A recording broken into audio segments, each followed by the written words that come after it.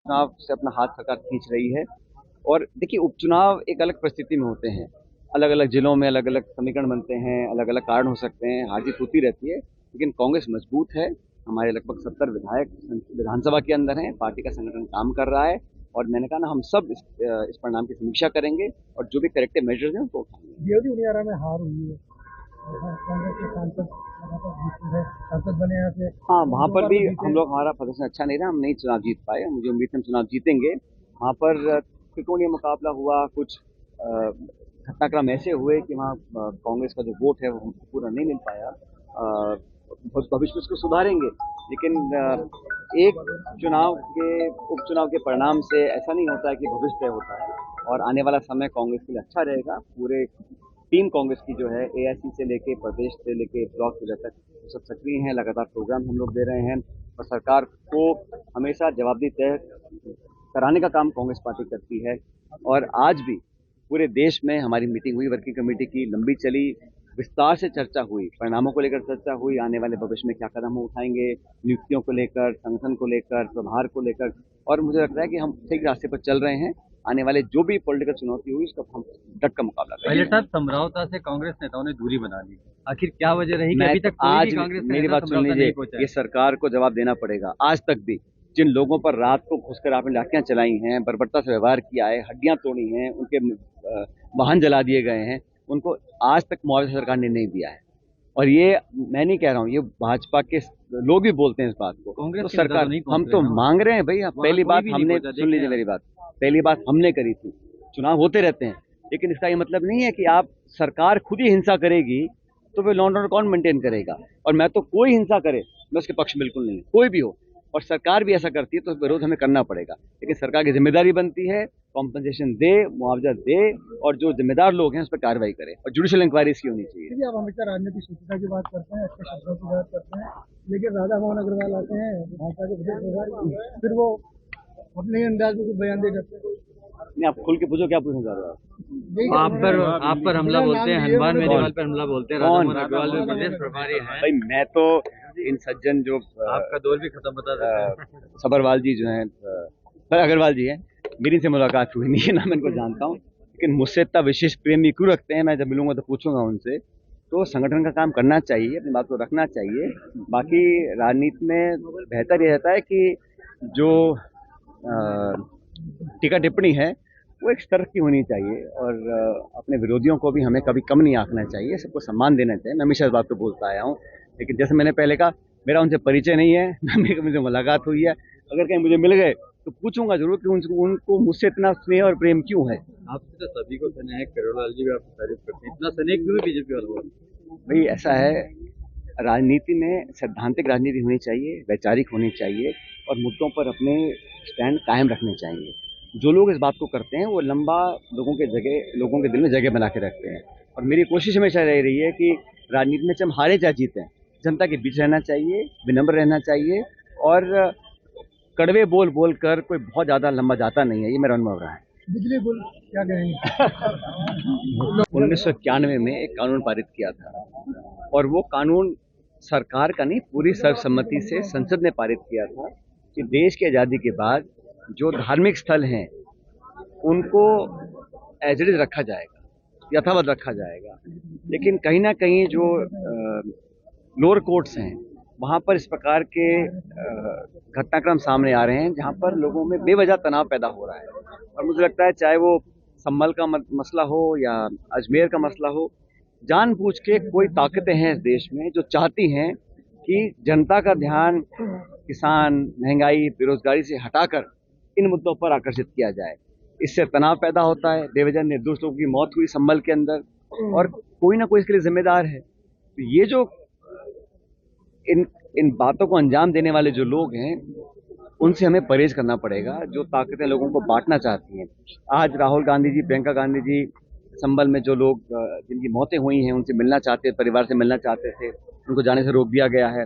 और वहाँ पर एक तनाव का माहौल पैदा करने की कोशिश की जा रही है, क्योंकि भाजपा की जो राजनीति है वो ध्रुवीकरण पर टिकी हुई है, और ये एक धीमी आंच पर हमेशा कुछ न कुछ सुलगाने की कोशिश करते रहते हैं। अब आप अगर देश में ये मुहिम छेड़ दो कि हमें हर घर मकान पूजा और धर्म स्थानों को खोदना है, फिर नीचे क्या निकलेगा देखना, उसके नीचे और क्या निकलेगा, तो अंत नहीं है। इतना पुराना ये देश है, तो देश की संसद ने 91 में ये कानून पारित कर दिया था कि इस आज़ादी के बाद जो यथास्थिति है वो मेंटेन रहेगी। तो ऐसी क्या वजह आ गई है कि हम लोगों को बजाय इसके कि लोगों को रोजगार दें, महंगाई कम करें, किसानों की मांग पूरी करें, आज किसान धरना दे रहे हैं, देश की राजधानी पर हजारों लाखों किसान पहुंच रहे हैं, एमएसपी पर कानून बनाने की मांग रख रहे हैं। सरकार को उन पर ध्यान देना चाहिए और संसद में भी चर्चा होनी चाहिए, सार्थक चर्चा हो जो देश के ज्वलंत मुद्दे हैं। तो ये जो लोगों के अंदर एक टकराव पैदा करने की जो एक लोगों ने ठान रखी है, उस मंशा को मैं गलत मानता हूँ। देश सबका है, संविधान में सबको बराबर का अधिकार और हक दिया है, और ये देश की खूबसूरती है। इसको जो ठेस पहुंचा रहे हैं वो देश का नुकसान कर रहे हैं। आजकल किरोड़ी लाल जी काफी एक्टिव नजर आ रहे हैं, जिनसे लेकर रात तक अपनी सरकार, कल रात को भी वो पुलिस के खिलाफ ही जो है, बिकॉज जब सरकार के अंदर से आवाज उठती है तो कहीं ना कहीं देखना पड़ेगा कि सरकार की कार्रवाई में कमियां हैं। लॉ एंड ऑर्डर है, पुलिस प्रशासन है, नौकरियों की बात हम करते हैं, वो एसआई की नौकरी का मुझे पता नहीं अब तक क्या निर्णय लिया गया है। तो लगातार मामले को लटकाया जाता है, और ये बात कोई मैं नहीं कह रहा हूँ, पूरा प्रदेश कहता है कि आज राजस्थान में अफसरशाही हावी है, और जो सत्ता पक्ष के सांसद हैं, विधायक हैं, मंत्री हैं, उन तक की कोई सुन नहीं रहा। तो ये बड़ी अजीब स्थिति पैदा हो गई राजस्थान के अंदर। पहली बार मैंने देखा है कि सत्ता पक्ष के जो सत्ताधारी लोग हैं उन्हीं को चीखने चिल्लाना पड़ता है, उनकी कोई सुनता नहीं है। तो इस प्रकार का जो वातावरण बना है, ये पहली बार मैं देख रहा हूँ प्रदेश के अंदर। ये कोई अच्छा नहीं है, क्योंकि जनप्रतिनिधि की आवाज़ को सबको सुनना चाहिए, और सरकार के अंदर से अगर आवाज़ उठ रही है कुशासन की या लापरवाही की या गैर कानूनी कार्रवाई की, तो सरकार को फिर कब जगेगी सरकार। हम तो विपक्ष का काम कर ही रहे हैं, लेकिन सरकार के अंदर से जो आवाज़ आ रही है, तथ्यात्मक जो बातें हैं, उस पर अगर कोई कह रहा है, सरकार को संज्ञान लेना चाहिए। और डॉक्टर किरोड़ी मीना जी अभी भी फिलहाल मंत्री हैं प्रदेश सरकार में, अभी तक तो है ही वो। उनकी बात तो सरकार को सुनना चाहिए, क्यों नहीं सुनती है सरकार। पहले था 7 में से 6 सीट कांग्रेस हार जाती है, क्या टिकट वितरण में बड़ी कमी रही है? देखिए, देश में जो अलग अलग राजस्थान के साथ कई क्षेत्र में चुनाव हुए, ये बात बिल्कुल सही है कि महाराष्ट्र में, हरियाणा में जो परिणाम आए वो उम्मीद से बिल्कुल चौंकाने वाले परिणाम थे।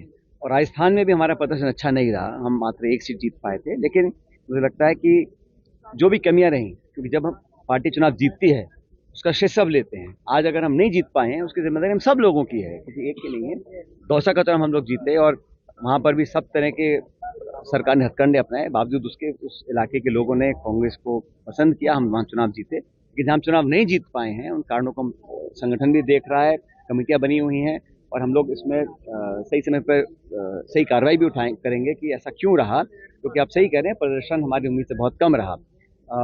लेकिन बाई इलेक्शंस कई जगह हुए, प्रियंका गांधी जी रिकॉर्ड मार्जिन से जीती हैं, वायनाड से। उत्तर प्रदेश में हमारा गठबंधन कई जगह आगे रहा। तो ऐसा नहीं है कि एक तरफा परिणाम आए, कुछ परिणाम पक्ष में आए, कुछ हमारे पक्ष में नहीं आए।